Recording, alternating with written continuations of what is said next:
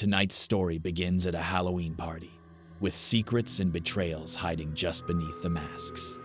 A girl in a black dress meets a child on the swings, a child with half a face of bone who offers favors in exchange for gifts. When the truth of her best friend and her boyfriend is revealed, she makes a wish in despair, and the wish is granted. Be careful what you offer, and even more careful what you ask for. Welcome to Nightmare Proof, where true horror comes alive. Here, you'll hear real stories of the strange, the disturbing, and the unexplainable.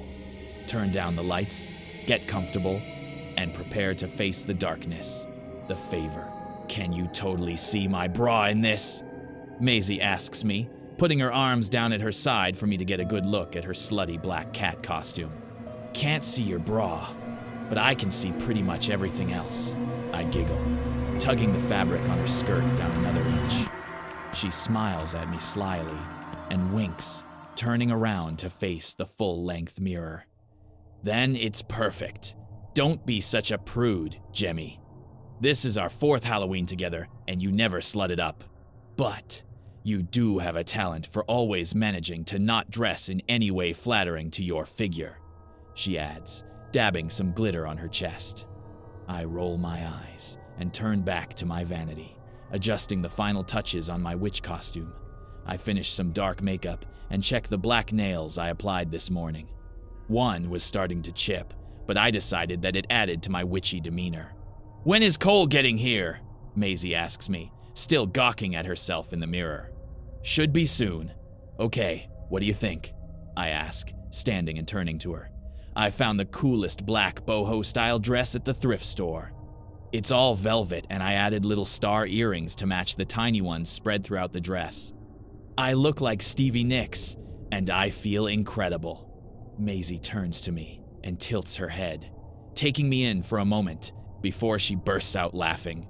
She laughs so hard that she has to put her hand over her mouth to stifle the sound. I mean, it's cute. It's not really. Sexy, though. Can we cut it up a little? She asks, grabbing the scissors off her desk. What? No! I shriek, batting her scissors away. It's pretty sure, but it looks matronly. I wouldn't even be buried in that. And not even a little ass out on Halloween? She huffs. I cross my arms over my chest and stare at the ground. I feel tears prickling my eyes, and I try to wish them away. Maybe if I was single, but I've been with Cole since freshman year. I don't think being slutty would impress him more than my amazing thrift find. I counter. Maisie snorts and rolls her eyes. Whatever you say, she mumbles, turning away from me.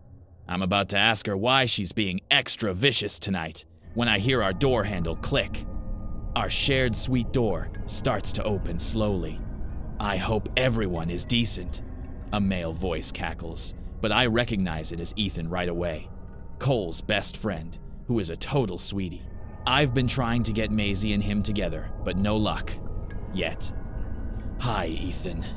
I snort. Ethan enters dressed head to toe in an extremely convincing Prince Charming outfit, and I think the outfit suits him too well. Gemma! Looking spooky as hell, I would let you hex me any day, he says, putting his hand over his heart and fake swooning. I chuckle and give him a twirl, to which he gives a light applause. I catch Maisie's eye in the mirror, and she rolls her eyes away from me. Thank you, I found it at the thrift store. I beam, ignoring her. Bewitching and financially savvy? The whole package. And Maisie. He turns to her, gasps, and fully falls back onto the wall. A vision, a light, a feline femme fatale. I would be the mouse to your cat if you ever asked. Charming, she deadpans, not turning, away from her cell phone. Where's Cole? I ask. He's already there, needed to help set up the bar. So I am your official escort, Ethan says, holding out his arms to us both.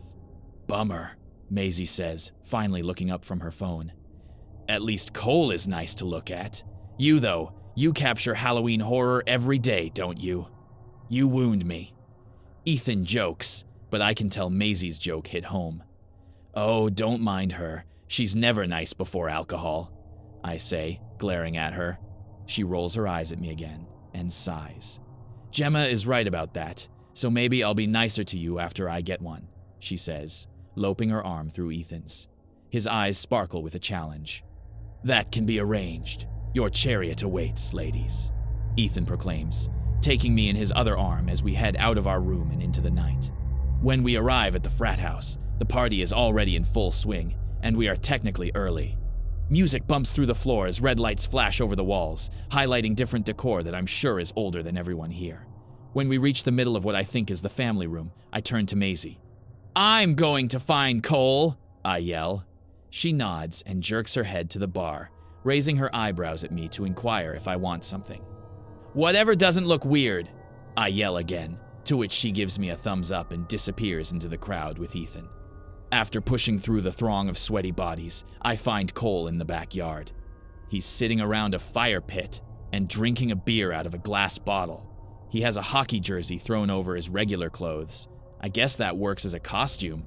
When he sees me, he smiles and waves me over. Babe, you made it, finally, he drawls. Finally? I'm technically early. I laugh. Yeah, people starting showing up at like 5, and we can't turn away our fellow party people. He says, clinking glasses with the guy next to him. The downfalls of hosting, I suppose. I laugh. I glance around for an empty seat and don't see any available. Cole, are there any extra chairs? I ask. He leans back, looking around the side of the house. Yeah, there should be some over there, E-Man. What up? He yells out, interrupting his thought and shoving past me to stand and meet Ethan, who has finally made it outside with Maisie. Hey, yay. Bro, the house looks fire, Ethan says, patting Cole on the back. Thanks, man. And you're a prince? Of course you are, he says, taking a long sip of his beer. Maisie girl, meow, you're looking hot as hell tonight. Maisie beams at the compliment and hands me my beer without looking my way. Gemma was just about to go grab some extra chairs if you all want to join us, Cole says, gesturing to the fire pit. Ethan looks at Cole with a confused, divided by mortified expression. Yeah, buddy, we can, but I'll grab the chairs.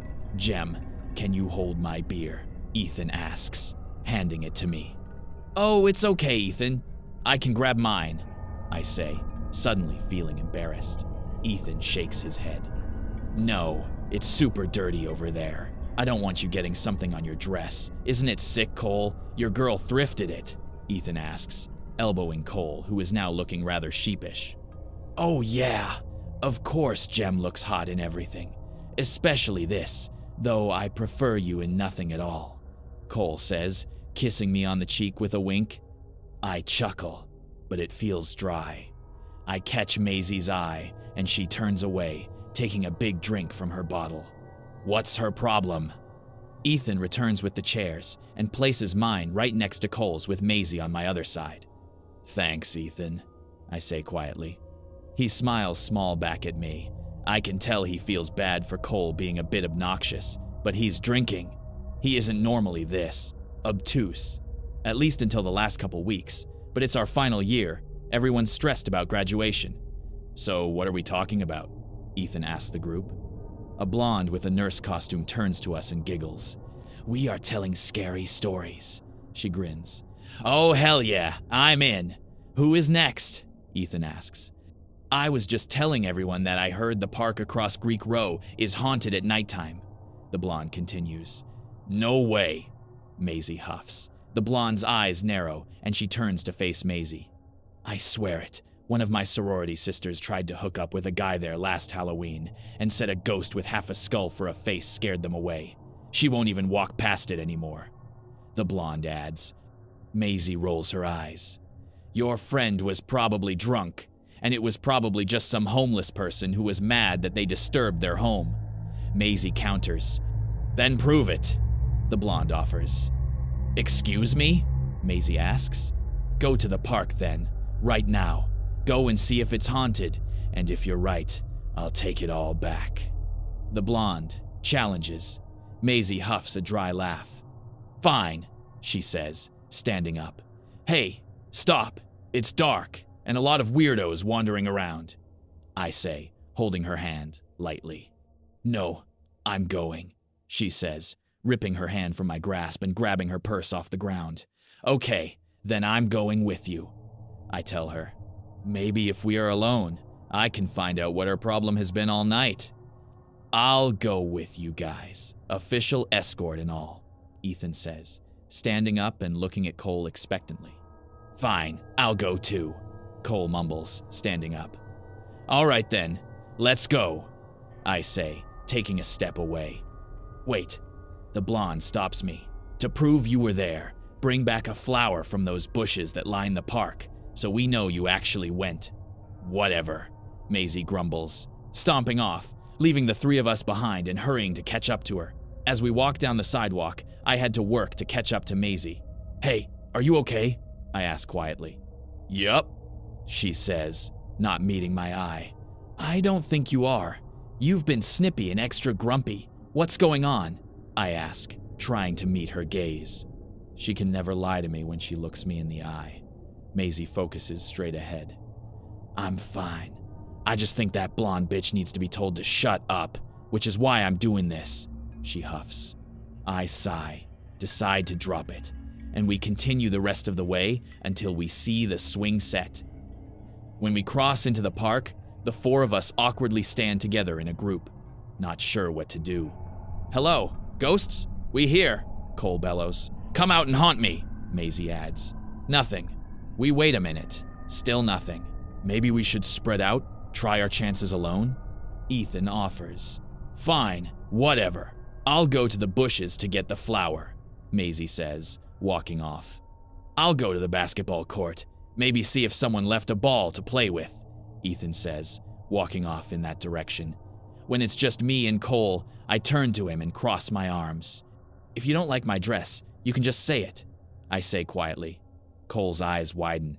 Babe, no, the dress is cool. I just thought, you know, that you would want to dress sexy for me, he says, lazy smile in place.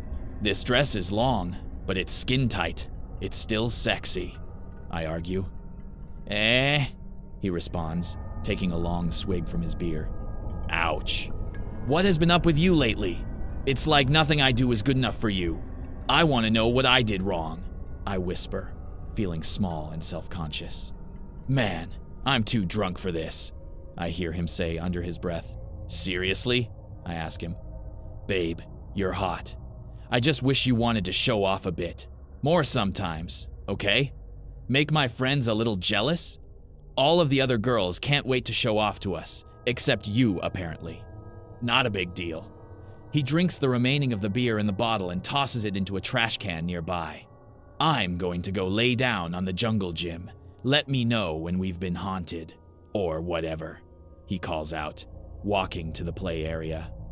I watch him pull himself up the ladder and lay down on his back. It wouldn't surprise me if he passed out. I sigh and look behind me at the swing set. Well, at least I can sit down, I mumble. I plop down on the swing and start to glide forward and back. What is everyone's deal tonight? Maisie has been in a mood all night. Cole is now acting like some frat jerk, and he never acted like that before. At least, not to me. Well, at least not like this. I look down at my dress and smooth the fabric. I feel so sexy and powerful in this. At least I did. Before Cole and Maisie both made their little comments about it. I suddenly become too aware of the cheap earrings irritating my ears, and I pull them out, examining them. Gold sparkly stars hanging from a sparkly hook. I paid $1 for them. And they feel $1. I move to drop them into the sand. What a waste, when I hear a small voice next to me. I like your earrings, it says. My head whips around, and I spot a little girl sitting next to me on the swing, rocking back and forth. She's peering sideways at me curiously, with her light brown hair pulled back in braids. She's wearing a fuzzy sweater and tights with a little dress. I immediately grow concerned for her being cold, but she looks warm. Oh! I startle. She stays partially looking at me, a small smile on her lips. Thank you. They were cheap, but I thought they matched my dress, I tell her. She nods enthusiastically. I think they do. Your dress is pretty. It looks like something I saw in a magazine once. Is it comfortable? She asks. I smile back at her, realizing she's only the second person to compliment it tonight, besides Ethan. You know what? It actually is pretty comfortable. It's soft too. Do you want to feel it? I ask, holding out the long fabric of the flowy sleeve to her. She hesitates and then touches the fabric so gently, her eyes full of wonder. It is soft, she says quietly. I nod, still smiling, before the realization hits me. What are you doing out here? It's cold and late, I ask her. She continues to swing and shrugs. I wanted to swing, she states. Does your mom know you're here? I ask her. She nods. She can see me. It's okay, she responds. I look across the way from the park and see a line of little houses not connected to Greek Row. A few still have their lights on, so I imagine she lives in one of those. Still though, I wouldn't be okay sending my daughter out alone. Okay, I say calmly. I'll keep an eye on her and make sure she gets home safely. I wish I had earrings like those stars. I bet they sparkle all the time, she continues, looking down at the earrings in my hand again. I laugh softly. Well, I'll tell you what. You can have them. They are cheap though, so don't wear them until you clean them real well, I say, holding them out to her. She carefully plucks them from my hand and rotates them in the little bit of light we have. So sparkly. Wow, she whispers, and her bit of joy she's sharing with me makes me want to melt. Do you have your question? She asks me. I look at her puzzled. My question? I clarify. Or your favor, she says, turning the stars over in her hands again. I don't. What do you mean? I ask her. You know, you offer a gift. You get a question or a favor, she says, not looking at me at all. Like, a math question? A trivia question? What do you mean? I ask, laughing. Maybe this girl is a math whiz, and she can help me with calculus. No, she coos and turns to face me. Then, something happens. She doesn't change, but her voice does. It sinks into an octave that sounds like it's mixing her normal voice with something darker. Your question or favor for the other side, she explains. And with her fully facing me, I can see the left side of her face, the one that had been facing away from me, is nothing but bone. I gasp and jump off the swing, stepping backwards. Don't be afraid, the voice continues, but it's so unnerving, so unsettling. I feel my heartbeat in my ears. Your request? She pushes. I don't, I stammer. She laughs. Everyone has a question. Everyone has a wish. Big or small, I answer all. Offer a gift shan't cause a rift. Anything you want to know, my bones know. Anything you wish to have shall be yours to own. I'm breathing so heavily, and my eyes dart around the park. I see Ethan shooting hoops with a basketball he apparently found, but it's so dark I can't see Maisie and Cole. Can anyone else see you? I whisper. She shakes her head. I didn't want them. I wanted you, she says softly. I'm silent, still trying to wrap my head around this, and wondering if someone slipped a hallucinogen into my drink earlier. And you just want me to ask something of you? You won't hurt me? I clarify. She nods. I won't hurt you. I don't hurt friends. Okay, give me a minute, I say. Any question you want. How will you die? Winning lottery numbers? Who is the next world leader? Or do you want something? Do you want a new car? Eternal life? The answers to an exam, she offers. No, that feels like bad karma. All of that. Okay, it can be anything, big or small, right? I ask. She nods. A question feels safer, and like it has less strings attached.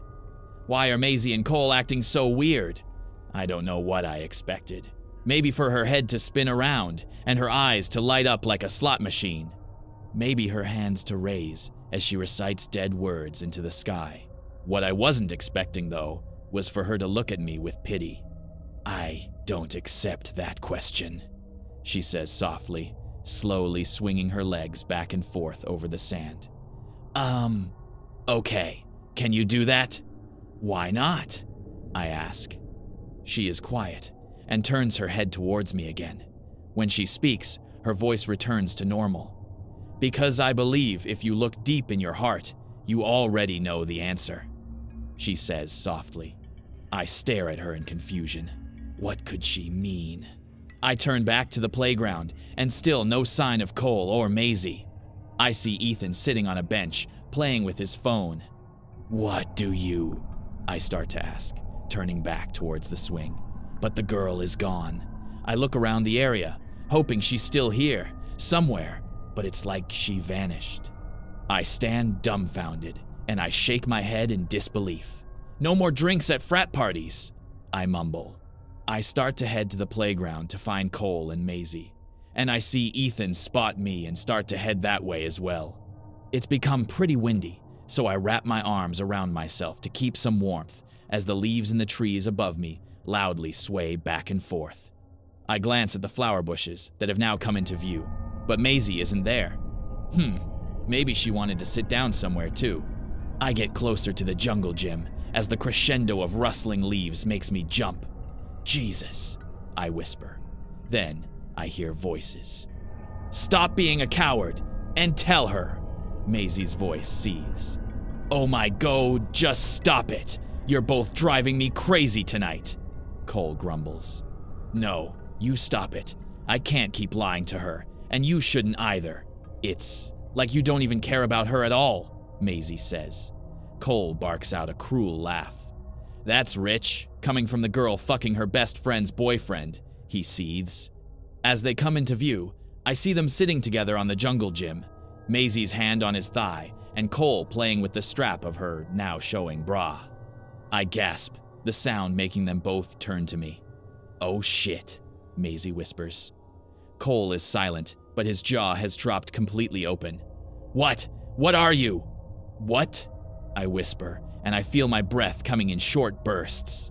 "Baby," Cole starts. "Jemmy," Maisie adds. "Oh my God," I whisper. I feel myself starting to back up, shaking my head as my eyes fill with tears. No, I can't. No, I don't believe it. There's no way. I'm vehemently shaking my head, as if the motion could undo the horror I just discovered. "Oh my God," I whimper, when I back into something steady and warm. "Gemma?" Ethan asks, putting his hand on my shoulder to turn me towards him. I look straight at the ground, but my shoulders begin to shake. "What happened? What's going on?" he asks, leaning down, trying to meet my gaze. "I'm so stupid," I whisper, finally meeting his eye. His face is riddled with concern. His brows furrow together as he shakes his head rapidly. "Gemma, you're not stupid." "What's going on?" he asks again. I hear footsteps behind me, and Maisie and Cole's voices come into my senses. "Gemma, wait!" "Please," Maisie pleads. "What did you do?" Ethan asks, putting me behind him. Silence. "Cole," Ethan asks. I hear a heavy sigh from behind me. "Me and Maisie. We've been," he stammers. "They've been sleeping together," I whisper. Ethan's eyes widen at me, and he turns to face the two of them. "Are you kidding me?" he asks, looking directly at Cole. Cole has the audacity to shrug. "I'm sorry, man. I didn't mean to keep it from you. But Maisie caught me at a bad time, and I was lonely. She's really aggressive, you know." "Are you serious? You started this 3 years ago," Maisie screeches at him. My heart sinks. Three years ago. They begin to squabble, not letting either of them to get a word into each other. They truly deserve each other. "Gemma," Ethan says, turning to me fully. I look up at him. "I'm so sorry. I didn't know. I promise. I would have. I would have done something, told you. I'm so sorry," he says, his eyes full of guilt. I shake my head. You don't owe me an apology. They do, I said. We turn to them, and they continue to argue with one another, completely forgetting we are here. Maisie shoves Cole and steps towards me, reaching for my hand. Gemma, we've been friends for years. Are you really going to let a guy come between us? She asks, trying to meet my eye. Oh Christ, Maisie. You've been trying to get with me since I asked her out. Your daily nude selfies finally wore me down. Don't act like I went after you. Cole snaps. Maisie turns to Cole and they begin arguing again, their voices growing in volume. What do you want to do? Ethan asks me. I watch them for a second, and without thinking, I say my first thought.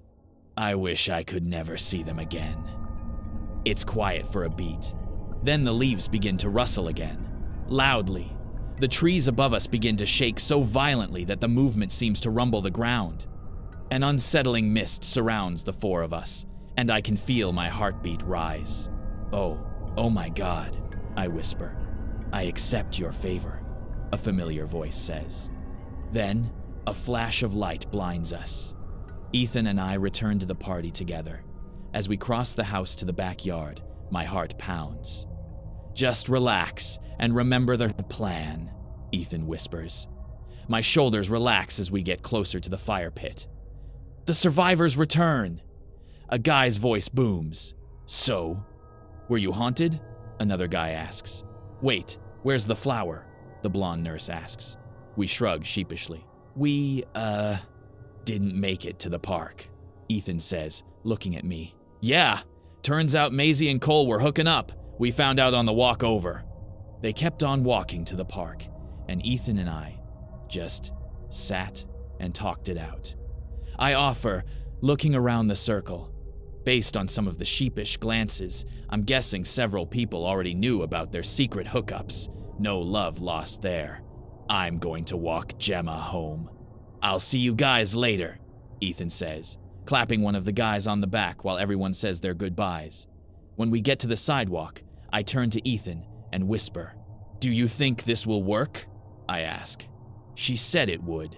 She said we aren't going to be blamed at all, he whispered back. I nod slowly.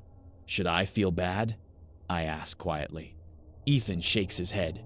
I wouldn't, he says, and he puts his arm around my shoulders as he walks me back to my empty dorm. And the next day, when the missing reports were filed, and all the witnesses seemed to just magically forget that Ethan and I were at the party at all, but still remember about Maisie and Cole's relationship. Well, no one was looking at me and Ethan. I mean, we didn't kill them, didn't even touch them.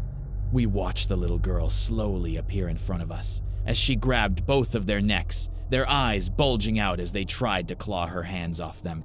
We watched her head turn toward us and explain that we go excuse ourselves from the party and go home, and that the next day no one would remember we were there.